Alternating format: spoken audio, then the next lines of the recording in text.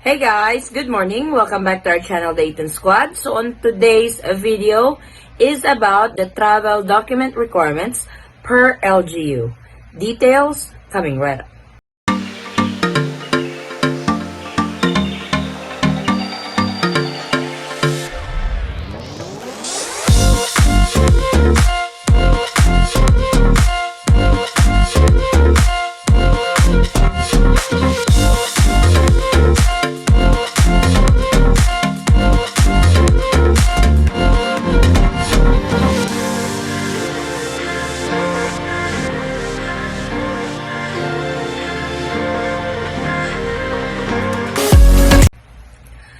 So the Philippine government has created a uniform travel protocols for local travelers here in the Philippines. I announced it last week that there will be no quarantine, no more swab test anymore, travel documents, medical certificate, and all that stuff. But this will still depend on the local government units per city or LGU. So unfortunately, there are a bunch of LGU that did not comply with the new uniform travel protocol. So today, we are going to be talking about these LGUs that I have listed with their travel document requirements if this cities is one of your final destination. So please stay tuned if you guys are from Bacolod, Bohol, Butuan, Cagayan de Oro, Davao, Cebu, Dumaguete, and General Santos City. I have laid out all the requirements or the travel document requirements for returning non-OFW. So let's get started. So this will be in an alphabetical order. These are just a few of the LGUs that I have done research with. But don't worry, I will be creating more videos, especially to those LGUs that are not on the list on this video. So let's start with Bacolod. Here's the travel document requirements for returning overseas Filipinos or ROF, or these are the non-OFW. They need a negative rt-pcr test result or saliva rt-pcr test by the Philippine Red Cross only, taken within 3 days before the date of travel. They also need any government-issued ID like SSS or driver's license. They also need notice of coordination. Requirement for the issuance of notice of coordination are as follows. Number 1 is negative rt-pcr test result. Any DOH-accredited laboratory or negative saliva rt-pcr test result by Philippine Red Cross, the BAC track registration online, and the health declaration form that you need to be registering online. So these 3 are needed, enable for you to get the notice of coordination. I think in some LGUs, they call it the letter of acceptance. Notice of coordination issued by the Office of Councilor Cindy T. Rojas, which may be requested through email. So I will leave this contact information in the description box if your final destination is in Bacolod. So in Bacolod, they did not really mention if there is any quarantine requirements when you get there. So it's still important that you coordinate with your LGU for their arrival protocol, especially to returning overseas Filipinos, because each LGU has different arrival protocols. So to those whose final destination is in Bacolod, it's still important to coordinate with the LGU because the LGU still has the final say, even though the DILG or the Philippine government has released a uniform travel protocol. Our next one is Bohol. Must secure a certificate of acceptance prior to the flight by coordinating with the LGU and submitting the following travel requirements. Number 1, travel itinerary. Number 2, transportation arrangement. Number 3, negative COVID-19 test result, which may be either an rt-pcr swab or saliva or a rapid antigen test result. For negative rt-pcr test, swab, or saliva, result must be conducted within 72 hours before flight and will remain valid for only 3 days after arrival. A repeat rt-pcr swab or antigen swab test must be done after third day. Negative rapid antigen test conducted within 24 hours to 48 hours before the flight. However, a repeat rapid antigen test must be done immediately upon arrival. The rapid antigen test is valid for 5 days. For guests who will stay for more than 5 days, another rapid antigen test must be conducted. Rapid antigen test kits must be approved by the FDA and done in accredited laboratories. So please take note of these requirements if your final destination is in Bohol.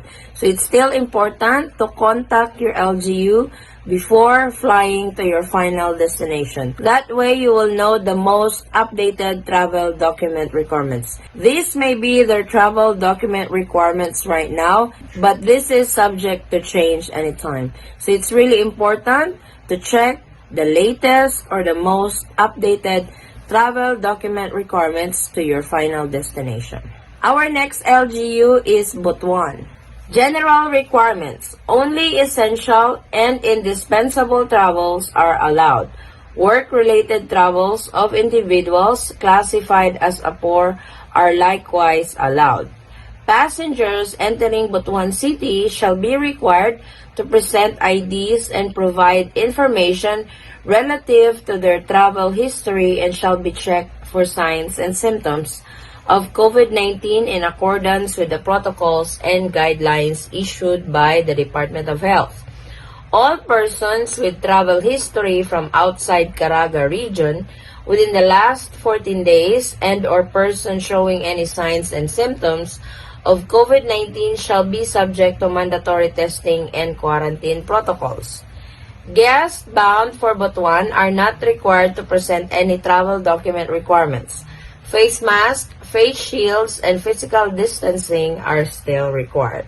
So the LGU of Butuan is actually complying with the new uniform travel protocols for local travels. They are going to be doing clinical assessment as stated on the uniform travel protocols provided or approved by the Philippine government just recently.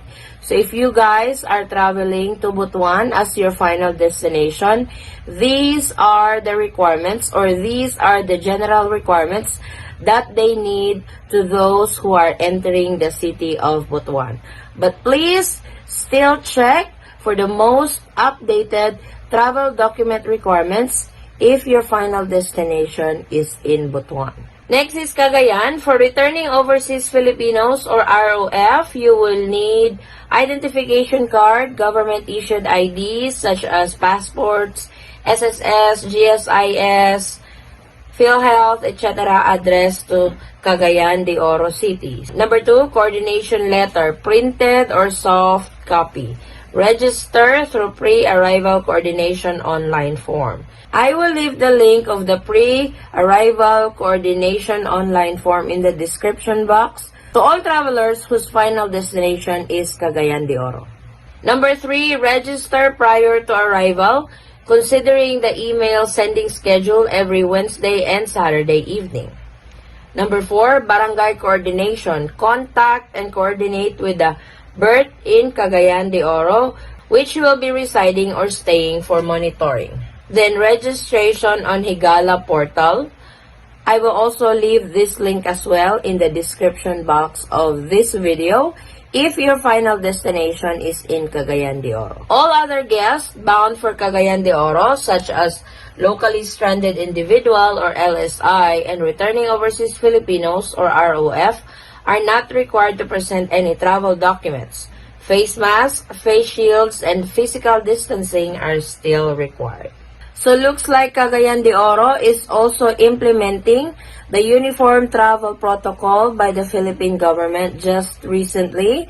So just please take note of these requirements if your final destination is in Cagayan. Like I always mention, or a reminder, please always check for the latest travel document requirements if your final destination is to Cagayan. Always coordinate with your LGU. Next is Cebu. For returning overseas Filipinos or ROF, you will need negative rt-pcr result and quarantine certification issued by DOH or Bureau of Quarantine, then identification card. ROF coming from Manila will be required to undergo an rt-pcr swab test in Cebu City upon arrival, followed by a 14-day home quarantine. All ROFs are required to coordinate with OWA or DFA and the barangay of residence prior to arrival.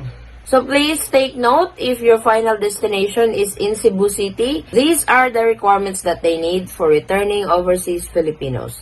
These are for non-OFW. So let's talk about if your final destination is in Lapu-Lapu City. So the requirements are as follows. Quarantine certificate issued by DOH Bureau of Quarantine, negative rt-pcr test result, letter of acceptance from Lapu-Lapu City Government. Just to clarify, for the quarantine certificate issued by the DOH Bureau of Quarantine, this is your Bureau of Quarantine certificate that you have requested when you received your swab test result while in Manila or while you are in Cebu coming from abroad. So if your final destination is in Mandaue City, these are the travel document requirements that they need. Number 1, quarantine certificate issued by DOH Bureau of Quarantine. Number 2, negative rt-pcr result. And number 3, identification card.